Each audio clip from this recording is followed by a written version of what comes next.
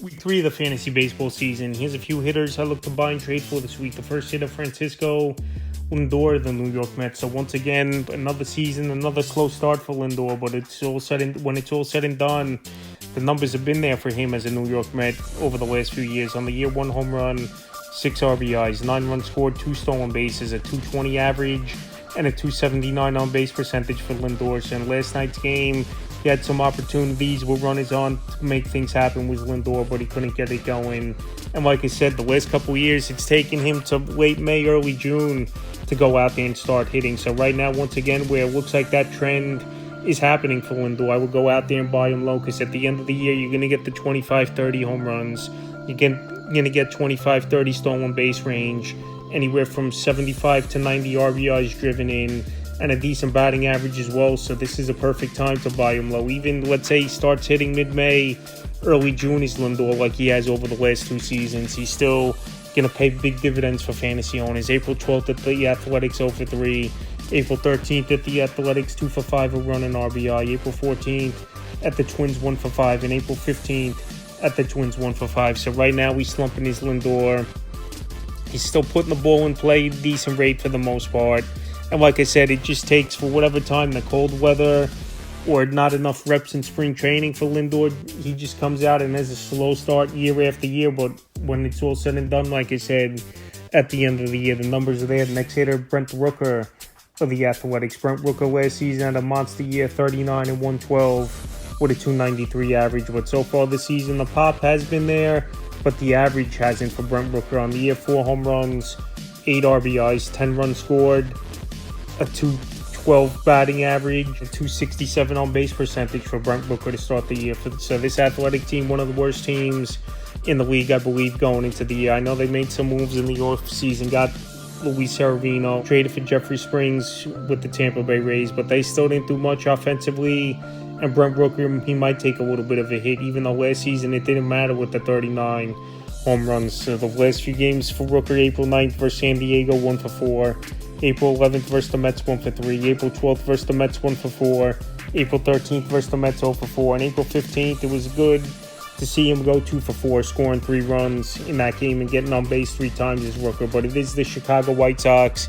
It's only one good game. And like I said, the power's still been decent with 4 home runs in the early going here for Brent Rooker. But like I said, some fantasy owners could be souring on him, maybe thinking he was a fluke last season was Rooker. So right now, he's struggling, especially batting average and even the RBIs. He's a hitter I would look to buy and trade for this week. Next hitter, Matt Olson of the Atlanta Braves. Matt Olson off to a slow start once again this year. Last year, first 2-3 months, he just couldn't get anything going as Olson. After in 2023, he hit over 50 home runs that season. So on the year for Olson, it's been a struggle once again. 2 home runs, 9 RBIs, 5 runs scored, a 207 batting average, and a 357 on base percentage. So Olson, he's going to get his walks. He's going to find ways to get on base at times. Like I said, the batting average is way down there, but the on base percentage is 120 points higher for Matt Olson than his batting average. So we know he's still good for 30-35 home runs as Olson. Batting average, obviously, you want to see go up. But this Brave team, it's just been a horrible way to start the season. And they got all this talent. I know Strider, he's been out the first few weeks. He'll be back this week. No, Ronald Acuna has been out as well. But he'll be back, I believe, in May, mid-May, June latest for this Brave team. So the last few games for Olson, April 12th at Tampa, 1 for 5.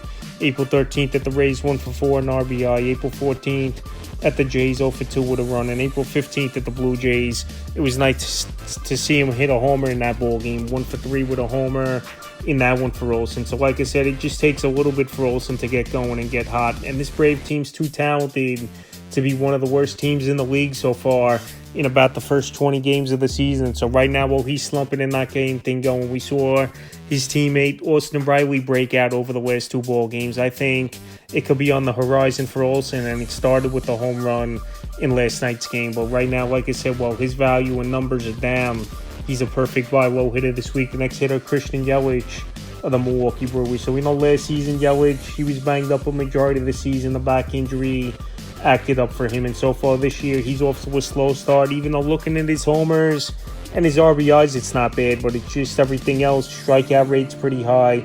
Batting average is low. On-base percentage isn't great for Yelich on the season. 3 home runs, 10 RBIs, 7 runs scored, 3 stolen bases, a 170 batting average, and a 285 on-base percentage. So like I said, the home runs and RBIs are fine for this part of the season, I believe, for Yelich, but everything else just hasn't been there. And maybe he's not 100% healthy, which is obviously a big possibility. Anytime you have a back injury, that's tough to come back from. We've seen it with guys like Don Mattingly going back many years ago, where once that back went out, he wasn't the same type of player. And even Mike Trout, the last couple seasons, the back's been an issue and other ailments where it's kept him out of the lineup majority of the seasons. April 11th at Arizona 0 for 4, 2 RBIs. April 12th at Arizona 0 for 4.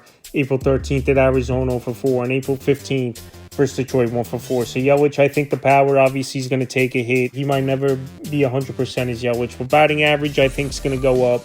Getting extra base hits like doubles, I still believe could be a thing for Christian Yelich. But like I said, powers and ribs most likely will drop. I still think he's a serviceable outfielder and still a good talent with a good eye at the plate and a good approach. But so far, while he's off to a slow start, I like him as a buy this week. And the final hitter I look to buy and trade for is Adolis Garcia of the Texas Rangers. So the problem with Garcia, he's swinging for the fences way too much over the last couple seasons after he had a breakout year a few years ago for this Ranger team. But last year and this year, he's definitely been in struggle. Power numbers down, RBIs down, and just batting average way down as well. So everything across the board has been down, unfortunately, for Garcia. And on the year, 2 home runs, 5 RBIs, 3 stolen bases, 5 runs scored, a 216 average, and a 322 on base. So the 2 encouraging things I see so far for Garcia, the strikeouts have definitely cut back, only 8 in 55 at-bats on the season for him.